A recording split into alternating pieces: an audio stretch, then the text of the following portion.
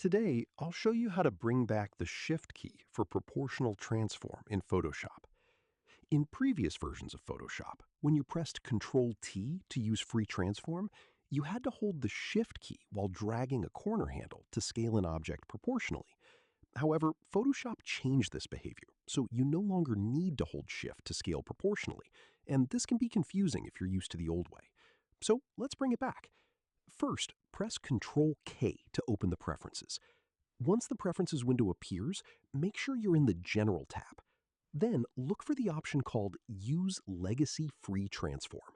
Simply check the box to enable it, then click OK to apply the change. Now, when you press Ctrl T again and drag a corner handle, you don't need to press the Shift key to scale your object proportionally, just like in the older versions of Photoshop. And that's it. You've brought back the classic Shift key transform behavior.